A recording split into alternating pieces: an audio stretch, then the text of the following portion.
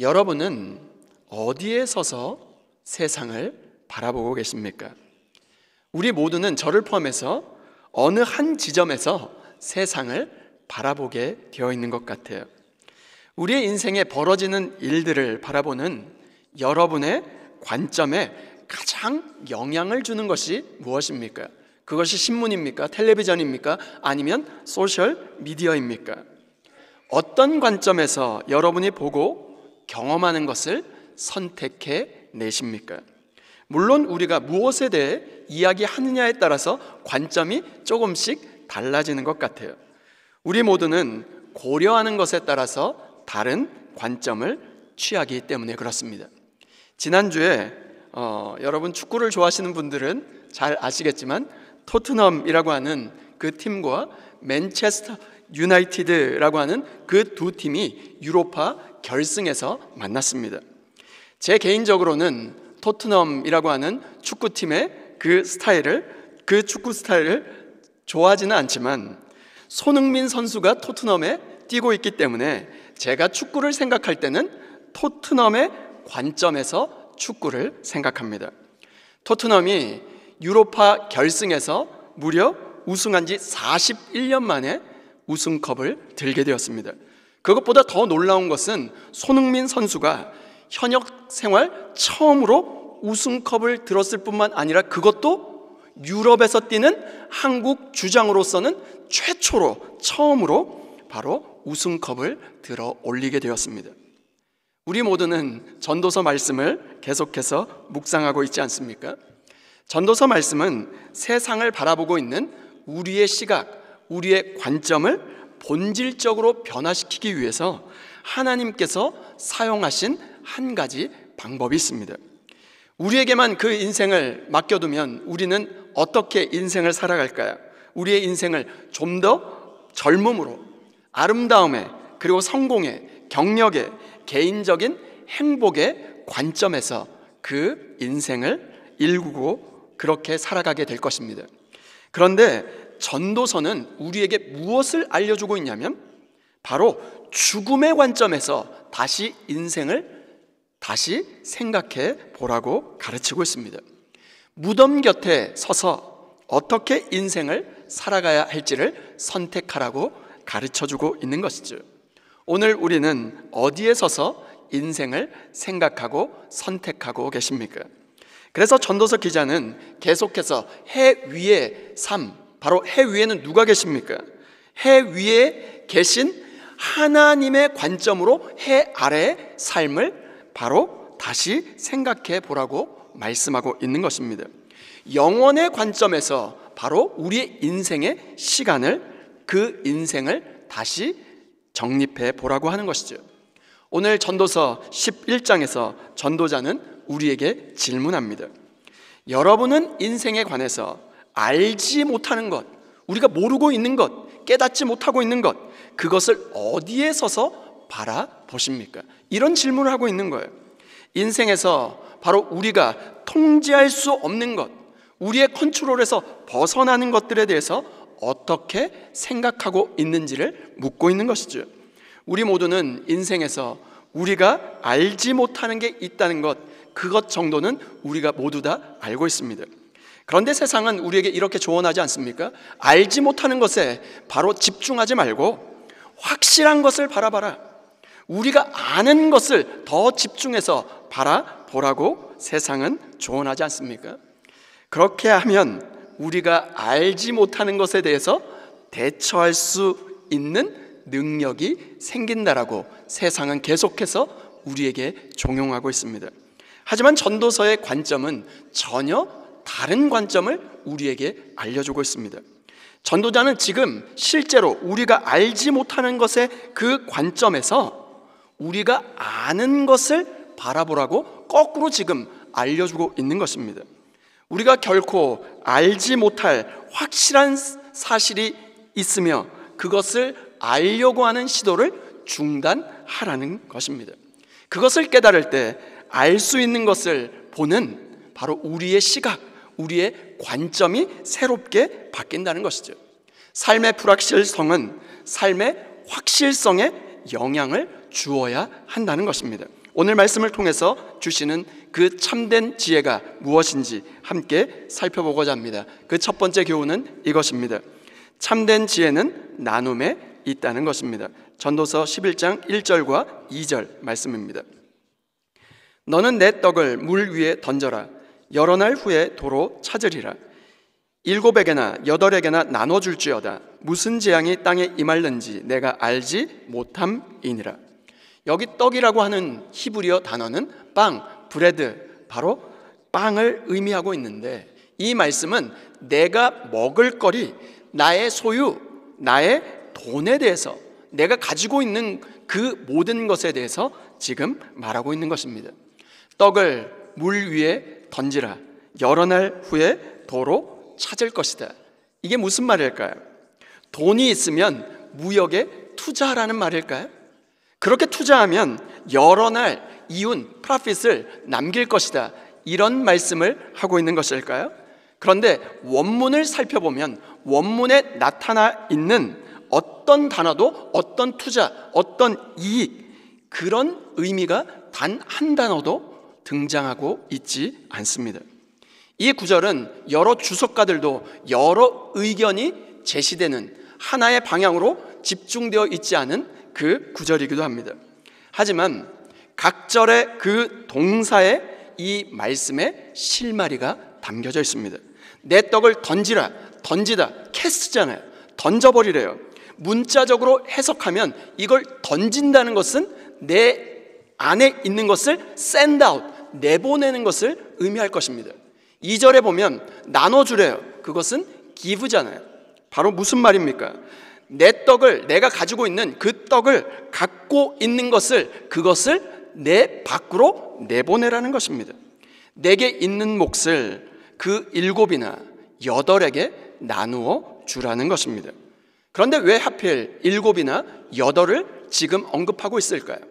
성경에는 숫자 7이 완전수입니다. 무슨 뜻일까요? 7에게나 또 그 뒤에 8에게 주는 것, 완전히 주고 완전히 남은 것 없이 주고 그 다음 조금 더 주라는 말씀입니다. 후하게 나누어 주라는 뜻이죠. 이 말은 해상무역과 같은 사업과 장사에 속한 그런 의미가 아니라 바로 우리의 삶 전반에 관한 그 핵심 포인트를 담아내고 있는 말씀인 것입니다. 미래는 불확실하기 때문에 우리가 하는 일에 위험천만한 일이 따를 것이지만 그 위험은 우리를 위축시킬 수 없다라고 지금 말씀하고 있는 것입니다. 도리어 불확실하기 때문에 우리가 하는 일을 관대하게 마음껏 하라고 지금 말씀하고 있는 것입니다. 어떤 재난이 닥칠지, 언제 그 재난이 닥칠지 모르기 때문에 주고 또 주고 소유에 구애받지 말고 최선을 다해서 나누고 또 나누라고 말씀하고 있는 것입니다. 누가복음 12장 18절부터 20절 말씀입니다. 예수님도 똑같은 말씀을 하셨는데요. 또 이르되 내가 이렇게 하리라. 내 곡간을 헐고 더 크게 짓고 내 모든 곡식과 물건을 거기 쌓아두리라. 또 내가 내 영혼에게 이르되 영혼아 여러 해 쓸 물건을 많이 쌓아두었으니 평안히 쉬고 먹고 마시라. 즐거워하자 하리라 하되 하나님은 이르시되 어리석은 자야 오늘 밤에 내 영혼을 도로 찾으리니 그러면 내 준비한 것이 누구의 것이 되겠느냐 하셨으니, 우리가 저지를 수 있는 가장 안타까운 실수 중에 하나가 무엇일까요? 그것은 우리의 인생의 미래를 예측할 수 있기나 한 듯 우리의 인생의 우리의 인생의 재산, 우리의 그 모든 것을 말씀에 나오는 어리석은 자처럼 내 곡간을 헐고 더 크게 짓고 더 많이 쌓아두자 하며 사는 것이 아닐까요? 이에 대한 예수님의 답변이 무엇입니까? 그럴 수 없다라고 말씀하십니다. 어리석은 부자는 창고를 크게 짓고 더 크게 더 많이 곡간에 채우다가 오늘 생명을 거두어 가시면 이 모든 소유가 누구의 것이 되겠느냐 말씀하지 않습니까?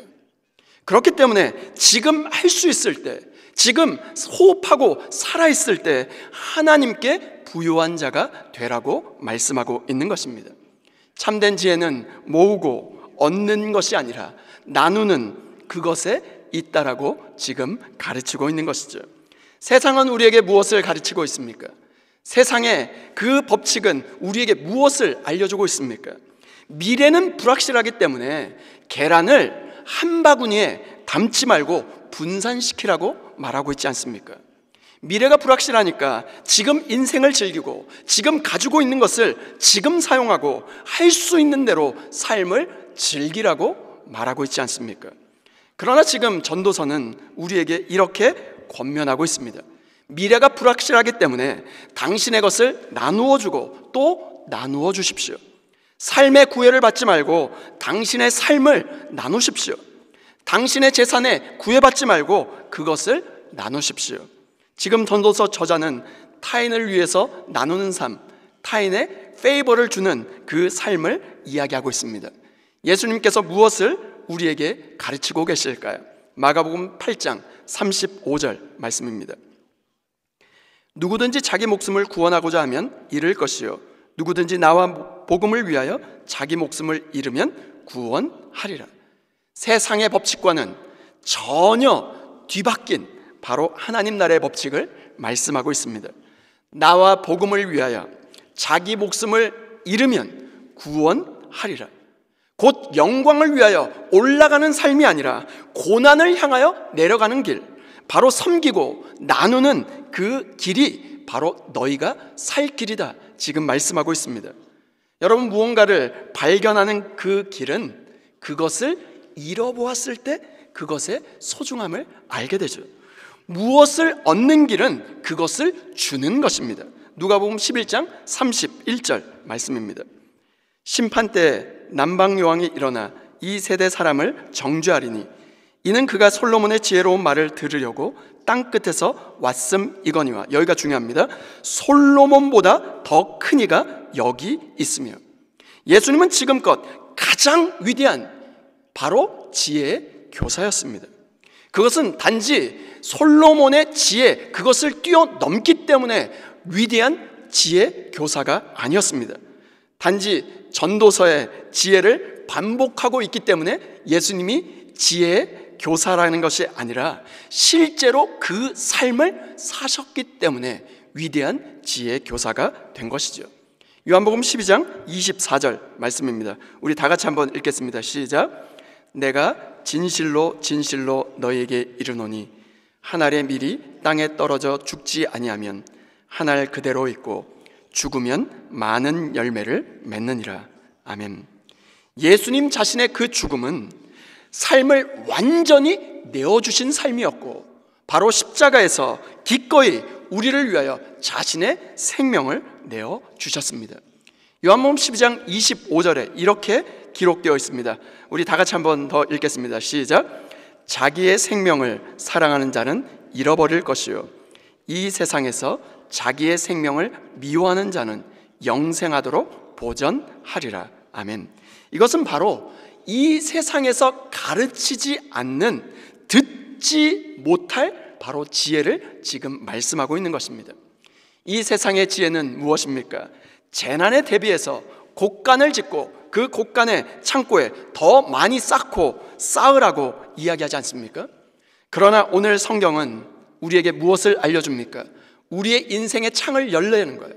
우리의 가정의 창을 열어 젖히고 문을 활짝 열어서 곡간을 풀고 우리의 시간, 우리의 물질, 우리의 관계, 이 모든 것을 내보내고 나누라고 말씀하고 있는 것입니다. 자기 자신만을 섬기며 사는 어리석은 자의 헛된 삶과는 전혀 다른 삶을 지금 알려주고 있는 것이죠. 어떤 삶을 말하고 있는 것일까요? 다른 사람들과 더불어 나누며, 그것도 할 수만 있으면 더 많은 사람들과 함께 나누며 사는 그 삶 말입니다. 그 이유가 무엇일까요?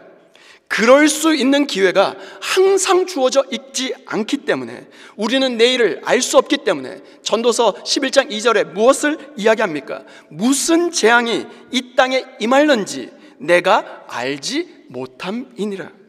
서로 나누며 살면 불현듯 찾아온 재앙의 때 서로 위로하고 서로 음식을 나누며 살아갈 수 있는 것이죠. 재앙의 때 정말로 이럴 줄 알았으면 좀 더 할 걸 후회하고 좌절하는 것이 아니라 어제의 나눈 부스러기를 먹고 나누며 살아가라 말씀하고 있습니다. 나눌 수 있는 오늘을 최선의 삶으로 경주하여 재앙의 내일을 후회하지 않을 만큼 하나님께서 우리에게 허락하신 그 모든 것을 나누고 또 나누는 삶을 살아갈 수 있는 저와 여러분 모두가 될 수 있기를 주님의 이름으로 축원드립니다. 두 번째, 하나님이 모든 것을 이루심을 믿으라는 것입니다. 3절과 4절 말씀입니다. 구름에 비가 가득하면 땅에 쏟아지며 나무가 나무로나 북으로나 쓰러지면 그 쓰러진 곳에 그냥 있으리라. 풍세를 살펴보는 자는 파종하지 못할 것이요 구름만 바라보는 자는 거두지 못하리라. 내일 일을 알 수 없다는 것은 갈팡질팡 거리며 살아가는 것을 뜻하지 않습니다. 지금 3절 4절에 지금 무엇을 이야기하고 있습니까? 풍세를 보면 지금 파종을 할 수가 없어요. 구름만 바라보면 지금 추수할 때를 놓쳐버린 것입니다. 우리의 인생에 완벽한 때라는 것은 없습니다. 오직 최선의 삶을 경주하는 것만이 이 재앙의 때를 이기며 살아갈 수 있는 것이죠. 자연현상은 되돌이킬 수가 없습니다. 무슨 재앙이 우리에게 찾아올는지 알 수 없는 바로 이때 가장 중요한 것은 오늘이라고 하는 기회의 때에 최선을 다하는 삶입니다. 함께 따라해 보실까요? 완벽한 때는 없다. 완벽한 때는 없습니다. 우리의 유한한 머리만으로 파종과 추수의 때를 결정하려고 하지 마시기 바랍니다. 우리가 알 수 없는 때와 일, 이것이 있다는 것, 그것을 아는 것만큼 주님 앞에 겸손히 엎드리며 주님 앞에 나아가야 하는 것이죠. 전도서 11장 5절 말씀입니다. 굉장히 중요한 구절인데요, 우리 다 같이 한번 읽겠습니다. 시작. 바람의 길이 어떠함과 아이 벤 자의 태에서 뼈가 어떻게 자라는지를 내가 알지 못함 같이 만사를 성취하시는 하나님의 일을 내가 알지 못하느니라. 아멘. 우리가 떡을 물 위에 던지며 나누며 살아갈 때 우리가 두려워하는 것이 하나 있어요. 그게 뭘까요? 우리가 말한 대로 했다가, 하나님의 명령대로 했다가 우리의 가정경제가 망해버리면, 파탄나면 어떡할까? 예상대로, 우리가 예상한 대로 일이 돌아가지 않으면 어떡하나 하는 것입니다. 그런데 지금 5절 말씀에 뭐라고 말씀하고 계실까요? 우리의 삶의 경제활동이, 그 경제활동의 주인이 내가 아니라 하나님이라고 지금 말씀하고 있는 것입니다. 만사를 성취하는 하나님의 섭리, 하나님의 경륜을 지금 말씀하고 있는 것입니다. 하나님께서 궁극적으로 모든 것을 성취하신다는 사실을 믿는다면 여러분, 우리는 위험을 감수할 수 있지 않겠습니까? 이것이 바로 하나님의 경륜이라고 하는 것입니다. 우리는 바로 때로 하나님의 주권, 하나님의 섭리라고 이야기하는 이 하나님의 경륜, 하나님께서 우리의 모든 것을 구원하시고 완성해 가신다는 것입니다. 하나님의 경륜이라고 하는 이 개념을 신약에서 이렇게 표현하고 있습니다. 에베소서 1장 9절 말씀입니다. 그 뜻의 비밀을 우리에게 알리신 것이요 그의 기뻐하심을 따라 그리스도 안에서 때가 찬 경륜을 위하여 예정하신 것이니. 경륜이라고 하는 이 단어는 어떤 의미냐면 경영하다, 다스린다, 이런 말입니다. 하나님께서 우리 인생의 모든 최종 경영 결정권자, 바로 주님께서 우리의 모든 인생을 최종적으로 경영하시고 다스린다 하신다는 것입니다. 여러분, 경륜이라고 하는 헬라어 단어는 오이코노미아라고 하는 단어를 쓰고 있는데, 이 오이코노미아라고 하는 이 헬라어 단어는 하나님의 경제, 하나님의 경영, 하나님이 다스린다, 바로 여기에서 경영, 경제, 이코노미라고 하는 단어가 거기에서 파생되어 나온 것입니다. 하나님께서 오늘 우리에게 이렇게 말씀하고 계신 것입니다. 오늘 너의 삶의 경제를 지금 걱정하고 있느냐? 너가 지금 걱정하고 붙잡고 있는 것이 무엇이냐? 나의 오이코노미야, 나의 이코노미를 의지하고 살아가라는 것입니다. 하나님의 오이코노미야, 하나님의 경륜, 하나님의 이코노미, 하나님의 경제를 붙들고 살아가라는 것이죠.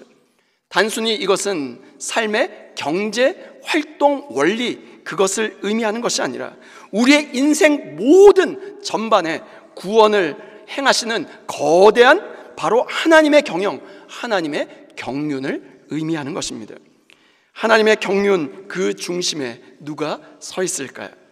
바로 우리 구주 예수 그리스도가 계십니다. 예수 그리스도를 나의 구주, 나의 하나님으로 믿을 때 우리의 삶에 어떤 일이 일어나고 어떤 선택을 하든지 우리의 삶의 궁극적인 경영 주체는 하나님이시기 때문에 우리의 삶이 안전하다는 것입니다. 그러면 이런 의문이 들 수 있겠죠. 우리가 잘못된 선택을 하면 어떻게 되는 것입니까? 우리가 잘못된 선택을 하게 됐었을 때 하나님은 어떻게 반응하실까요? 예수님이 십자가에 달려 돌아가실 바로 그때였습니다. 직전에 죄수 한 명을 풀어주는 전례를 따라 예수님과 또 한편에는 바라바가 서 있었습니다. 누구를 풀어줄지 선택해야 하는 바로 그때였습니다. 마가복음 15장 15절 말씀입니다. 빌라도가 무리에게 만족을 주고자 하여 바라바는 놓아주고 예수는 채찍질하고 십자가에 못 박히게 넘겨주니라. 빌라도의 의도는 철저하게 악했습니다. 빌라도의 생각 가운데 바로 사탄의 생각으로 바로 예수 그리스도를 십자가에 못 박은 것이죠. 그러나 하나님은 사탄이 일하시도록 내버려 두셨어요. 하나님이 아차하실 것일까요? 하나님의 경영에 심각한 실수가 지금 벌어진 것일까요? 우리는 여기서도 하나님은 변함없이 능동적으로 일하고 계셨다는 사실을 알 수 있습니다. 어떻게 해요? 하나님의 생각이 무엇이었을까요? 하나님의 경륜이 무엇이었을까요? 빌라도야, 너는 예수에게서 아무런 죄목을 찾을 수 없었겠지만 너의 정치적인 이익을 챙기느라 무리의 만족을 주고자 예수를 무리에게 넘겨주었느냐? 나는 너가 자율적으로 저지른 악한 선택이라 할지라도 바로 그것을 통해서도 내 뜻이 성취되는 것을 보여줄 것이다. 어떻게 되죠? 인간은 악한 의도로 예수를 십자가에 못 박았지만 하나님은 이를 그대로 두시고 예수님을 말씀하신 대로 3일 만에 부활시킴으로 하나님의 놀라운 구원의 경륜을 이루어 내셨습니다. 예수님을 나의 구주, 나의 하나님으로 믿으십니까? 그렇다면 우리의 삶에 닥치는 재앙, 악한 일들, 그것이 그 목적이 그것이 아니라 바로 모든 것이 바로 하나님의 뜻 안에서, 하나님의 경륜 안에서 이루어진다는 사실을 다시 한번 기억할 수 있기를 바랍니다.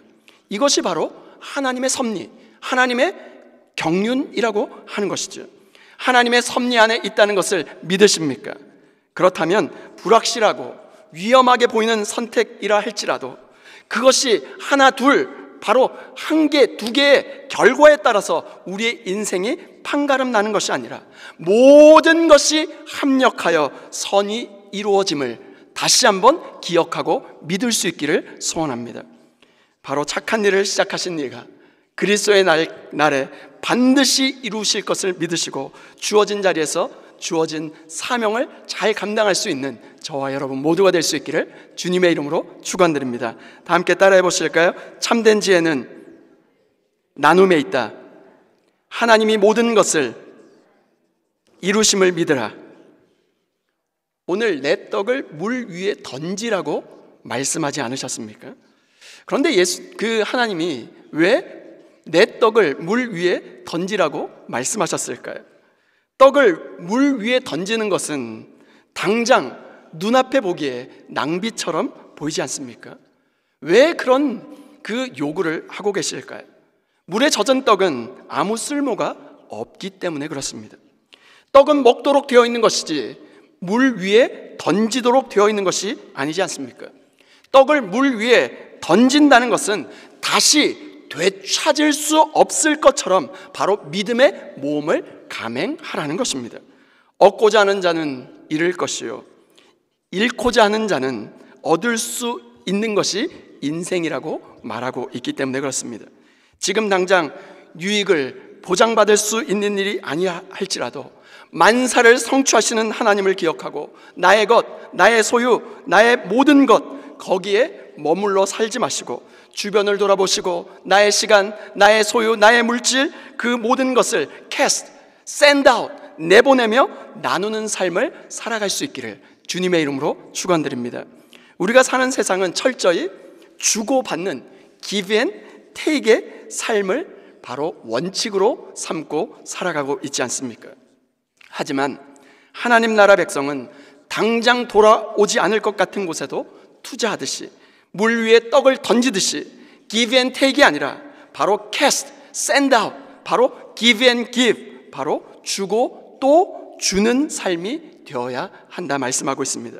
우리의 인생이란 생각지 못한 기쁨과 축복이 항상 기다리고 있는 바로 모험과도 같은 것이 인생이 아닐까요?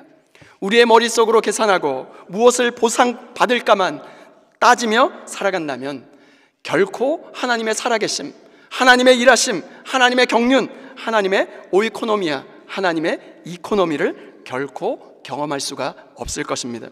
오늘 말씀과 같이 하나님의 역사하심의 손길을 믿고 나누고 또 나눈 한 분의 간증을 나누면서 말씀을 마무리하고자 합니다.